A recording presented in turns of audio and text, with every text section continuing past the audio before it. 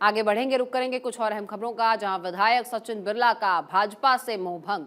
कांग्रेस का हाथ छोड़कर भाजपा के पाले में पहुंचे वडवा विधायक सचिन बिरला। उनका अब भाजपा से हो रहा मोहभंग और कांग्रेस खेमे में चल रही है चर्चा। बिरला ने कमलनाथ के पास कांग्रेस में भेजा है वापसी का प्रस्ताव। अक्टूबर 2021 में खंडवा संसदीय उपचुनाव के दौरान सचिन ने थामा था दामन। अब सचिन बिरला ने अचानक कांग्रेस छोड़कर भाजपा का दामन थामा था। दल बदल कानून से बचने के लिए आधिकारिक सूचना भी उन्होंने नहीं दी थी। अभी तक स्पीकर को भाजपा में जाने की कोई आधिकारिक सूचना उन्होंने नहीं दी है। कांग्रेस ने स्पीकर से बिरला की सदस्यता समाप्त करने की गुहार लगाई थी, लेकिन स्पीकर ने तकनीकी आधार पर कांग्रेस के आवेदन को कर दिया था खारिज।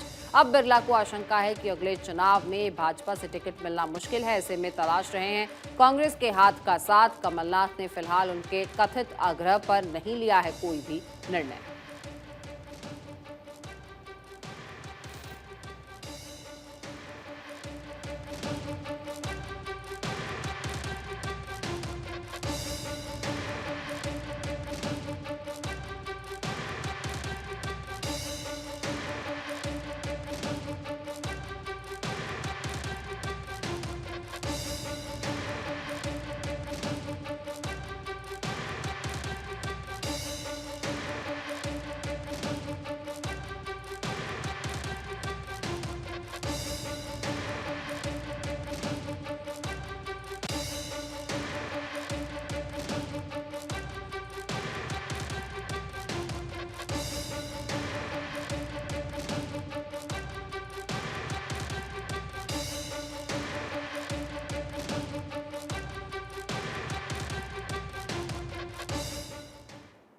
नगर निकाय चुनाव और पार्षद पतियों की बढ़ती बेताबी। ज्यों-ज्यों लखनऊ नगर निकाय चुनाव आ रहा है करीब, पार्षद बनने के लिए पतियों की बढ़ी है बेताबी। ये लोग पिछले चुनाव में महिला आरक्षण के कारण नहीं बन पाए थे पार्षद और कई नेताओं को अपनी पत्नियों को उतारना पड़ा था मैदान में। फिलहाल रोटेशन पॉलिसी के तहत कई सीटें हो सकती हैं अनारक्षित। अब 5 साल तक पार्षद पति रहे तमाम नेता फिर से जुटे तैयारियों में। पिछली बार 110 में से 38 वार्ड्स में महिलाएं बनाई गई थी पार्षद। इनमें से 22 महिला पार्षद थी भारतीय जनता पार्टी की, तो वहीं समाजवादी पार्टी से जीती थी 8 महिला पार्षद। इधर कांग्रेस की 3 महिला पार्षदों ने जीत दर्ज की थी, तो 4 वार्ड्स में निर्दलीय महिला प्रत्याशियों ने दर्ज की थी जीत।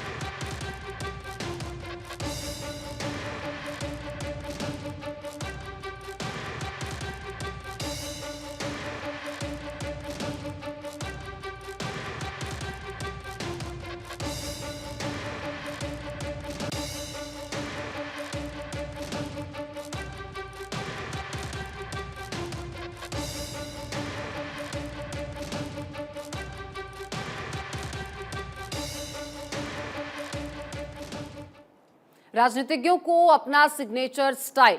दरअसल कपड़ों और दाढ़ी से राजनेता बनाते आए हैं अपना सिग्नेचर स्टाइल। पंडित जवाहरलाल नेहरू की अचकन और गुलाब का फूल बना उनकी पर्सनल स्टाइल, तो ऐसे ही पूर्व प्रधानमंत्री वीपी सिंह का स्टाइल था फर वाली टोपी। फिर मुख्यमंत्री के तौर पर नरेंद्र मोदी ने भी बनाई अपनी स्टाइल। डेवलपमेंट उन्मुख मोदी ने बनाई थी सीएम की अपनी छवि। डिजाइनर कुर्ता और जैकेट थी नरेंद्र मोदी की पहचान। और इन दोनों राहुल गांधी की दाढ़ी भी है जबरदस्त चर्चा में। राहुल की पार्ट टाइम नेता की छवि अब छूट रही है। पीछे दाढ़ी को लेकर राहुल की हो रही है नेताओं और प्रबुद्ध जनों से तुलना।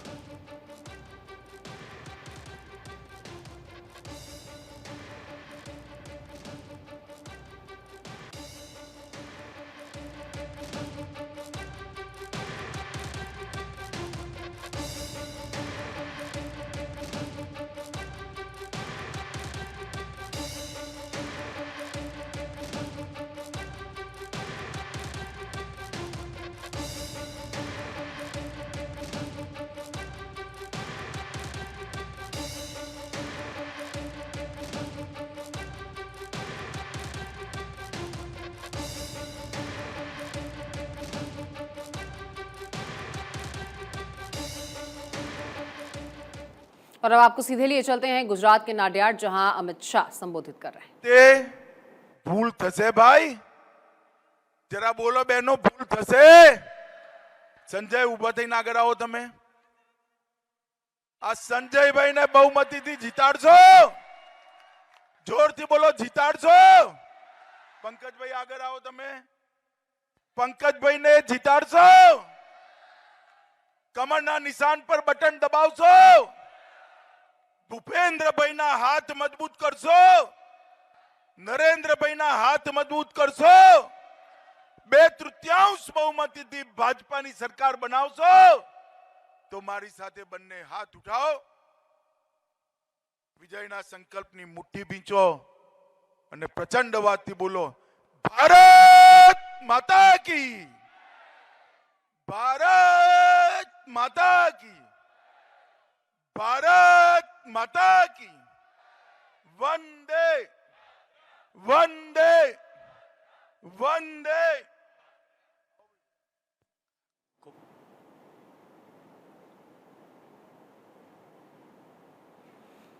तो गुजरात में लगातार रैलियां की जा रही हैं और भाजपा का शीर्ष नेतृत्व लगातार ग्राउंड पर है। नाडियाड से अभी आप तस्वीरें देख रहे थे, अमित शाह रैली को संबोधित कर रहे थे और भाजपा के पक्ष में वोट करने की अपील उन्होंने तमाम उन लोगों से की जो इस जनसभा में मौजूद थे। आगे बढ़ेंगे, आयकर विभाग में किस तरह से फर्जी नौकरी के स्कैम चल रहे हैं ये आपको बताते हैं। आईटी विभाग लगा फर्जीवाड़े की लिपापोती में, नहीं लिया अपने अफसरों पर कोई भी एक्शन। शायद इसी के चलते विभागीय विजिलेंस टीम ने भी कोई जांच शुरू नहीं की। इधर पुलिस को तहरीर में भी घुमाया और सिर्फ एक आरोपी प्रियंका मिश्रा के खिलाफ दी तहरीर। आयकर विभाग के किसी अफसर को नहीं बनाया गया आरोपी। लखनऊ में है आयकर विभाग यूपी ईस्ट का मुख्यालय। बड़े अफसरों की मौजूदगी में हुआ इतना बड़ा स्कैम, लेकिन जवाबदेही किसी की तय नहीं। घूस लेकर इनकम टैक्स ऑफिस में बंट रही थी फर्जी नौकरियां। महीने भर से चल रहा था स्कैम और सब थे खामोश। अब इनकम टैक्स के बड़े अफसरों की भूमिका संदेह के घेरे में। लखनऊ पुलिस की जांच में मिले हैं पर्याप्त सबूत और इस प्रकरण में लखनऊ, नोएडा और बरेली आईटी के अफसर हैं शामिल। इनकम टैक्स है केंद्र का विभाग, मामले की सीबीआई जांच भी संभव।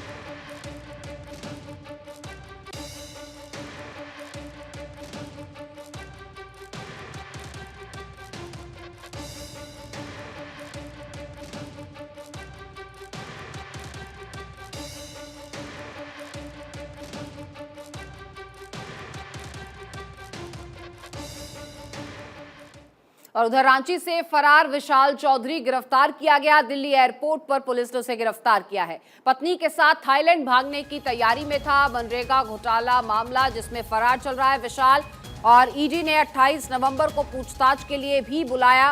दिल्ली पुलिस ने मामले की जानकारी ईडी को दी है। तो मनरेगा घोटाला मामले में फरार विशाल चौधरी रांची से फरार हुआ, लेकिन दिल्ली एयरपोर्ट पर पुलिस ने उसे गिरफ्तार किया और यहां अपनी पत्नी के साथ थाईलैंड भागने की पूरी तैयारी में था। मनरेगा घोटाले में विशाल चौधरी का नाम है। ईडी ने 28 नवंबर को पूछताछ के लिए उसे बुलाया है और दिल्ली पुलिस ने इस पूरे मामले की जानकारी ईडी को सौंप दी।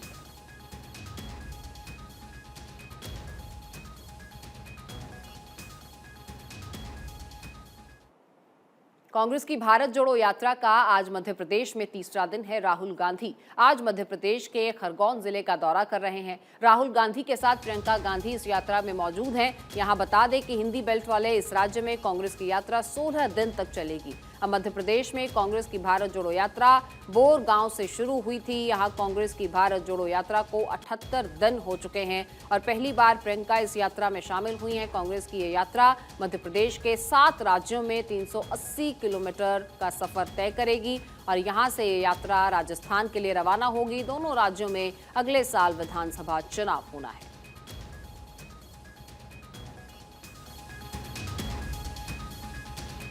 तो ये तस्वीरें आप देख रहे हैं भारत जोड़ो यात्रा की, खरगोन मध्य प्रदेश से, और इसके बाद अगला राज्य राजस्थान होगा। यहां अगले साल चुनाव होने हैं दोनों राज्यों में, लेकिन ये भारत जोड़ो यात्रा क्या अगले साल तक लोग याद रख सकेंगे, ये एक बड़ा सवाल।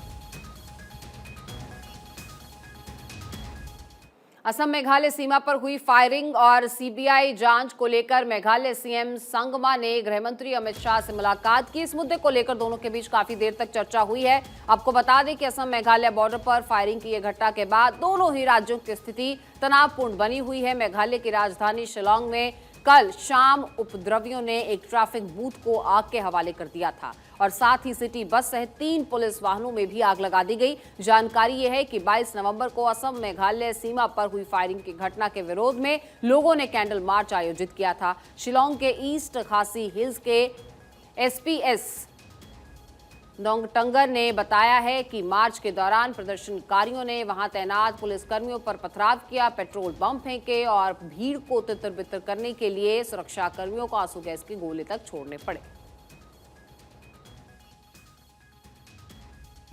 He has assured us that central agency inquiry will be done. Obviously, everybody is taking precaution because the situation is tense, and therefore advisories have been given. I think maybe another 2-3 days we will have to watch the situation, but nothing is closed as such. But because of the tension, advisories have been given to people, and as I said, for us, safety and security of our people is most important. रुक करेंगे दिल्ली से आ रही बड़ी खबर का, जहां 8 करोड़ का इनामी राजविंदर सिंह गिरफ्तार किया गया है। हत्या के आरोप में फरार था और 2018 में वांगेटी बीच पर मिला था महिला का शव। 2018 में ऑस्ट्रेलिया के वांगेटी बीच पर मिला था महिला का शव। अमृतसर के बटरकला गांव का रहने वाला है आरोपी। ऑस्ट्रेलिया की महिला की हत्या, 8 करोड़ का इनामी राजविंदर सिंह आखिरकार गिरफ्तार किया गया है। हत्या के आरोप में फरार चल रहा था और 2018 का ये केस, जहां वांगेटी बीच पर महिला का शव मिला था। 2018 में ऑस्ट्रेलिया के वांगेटी बीच पर इस महिला का शव मिला था। अमृतसर के बटरकला गांव का रहने वाला है आरोपी, जिसे गिरफ्तार किया गया। तो तकरीबन 4 साल बाद इस आरोपी को गिरफ्तार किया गया है।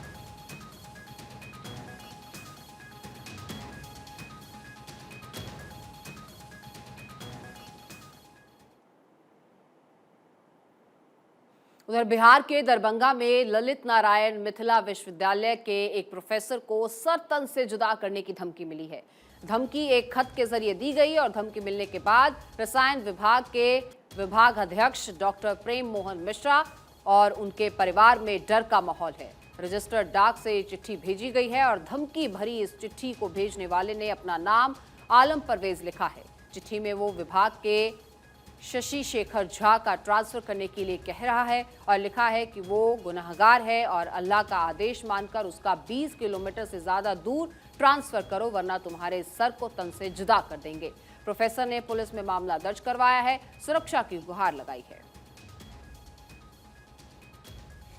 तो उसमें धमकी भरा हुआ था और वो धमकी भी की जो भाषा है वो बहुत ज़्यादा खतरनाक है।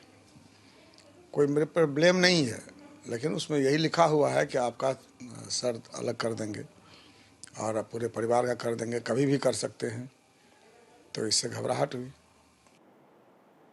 और उधर अमिताभ बच्चन को दिल्ली हाईकोर्ट से बड़ी राहत, जहां बच्चन के नाम, फोटो और व्यक्तित्व के इस्तेमाल पर रोक। अमिताभ बच्चन की अनुमति के बिना इस्तेमाल पर रोक लगाई गई है। हाईकोर्ट ने अमिताभ के हक में आदेश जारी किया है। टेलीकॉम मंत्रालय समेत प्राधिकरण को आदेश दिया है अमिताभ बच्चन से जुड़ी सामग्री हटाई जाए। तो अमिताभ बच्चन जिनके नाम, फोटो और व्यक्तित्व के इस्तेमाल पर रोक लगा दी गई है। उनकी अनुमति के बिना इस इस्तेमाल पर रोक लगाई गई है। हाईकोर्ट ने अमिताभ बच्चन के हक में आदेश जारी कर दिया है और टेलीकॉम मंत्रालय समेत प्राधिकरण को आदेश जारी किया गया है कि तमाम जो सामग्री, उनकी आवाज, उनकी तस्वीर, उनकी अगर इजाजत नहीं है तो उसको तुरंत हटा लिया जाए।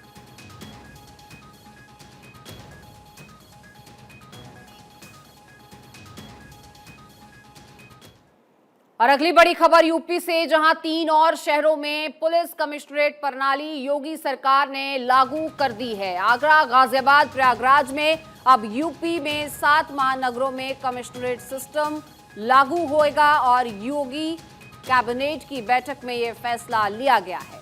कैबिनेट बैठक में 18 प्रस्तावों पर मोहर लगी है, जिसमें से ये 3 और शहरों में पुलिस कमिश्नरेट प्रणाली योगी सरकार ने लागू कर दी है, आगरा, गाजियाबाद और प्रयागराज में। तो इसके साथ ही यूपी में अब 7 महानगरों में कमिश्नरेट सिस्टम लागू हो गया है। योगी कैबिनेट की बैठक में ये फैसला ले लिया गया है और कैबिनेट बैठक में तमाम 18 प्रस्तावों पर मोहर लगाई गई है। यह बहुत ही सराहनीय कदम है। आदरणीय योगी जी के नेतृत्व में आज कैबिनेट की बैठक में प्रयागराज को, गाजियाबाद को, आगरा को पुलिस कमिश्नरी सिस्टम का हिस्सा बनाया गया है और पूरे जनपद को पुलिस कमिश्नरी के अंतर्गत लिया गया है और इसका अपराधों पर नियंत्रण पूरी तरह से करने और लोगों को सुरक्षा व्यवस्था और चाक चौबंद तरीके से देने में बहुत मदद मिलेगी। और यह जो फैसला है, यह उत्तर प्रदेश में जो हम पहले ही लखनऊ, नोएडा, कानपुर, वाराणसी में ये पुलिस कमिश्नरी सिस्टम लागू कर चुके थे, आज 3 और जनपद इसका हिस्सा बने हैं। इसका बहुत व्यापक प्रभाव होगा और अपराधियों में इस संदेश से ही भय पैदा हुआ है और जनता में प्रसन्नता की लहर। और गुजरात में चुनाव प्रचार के बीच आम आदमी पार्टी के कैंडिडेट बंटी राणा कानून की धज्जियां उड़ाते नजर आए। वार्ड 19 के बंटी राणा का वीडियो जो इस वक्त आप अपनी टीवी स्क्रीन पर देख रहे हैं जमकर वायरल हो रहा है, जिसमें वो हवा में गन लहराते नजर आ रहे हैं। उनका ये वीडियो सोशल मीडिया पर वायरल होने के बाद राजनीतिक दलों ने आम आदमी पार्टी के नेताओं की छवि पर सवाल उठाने शुरू कर दिए। ये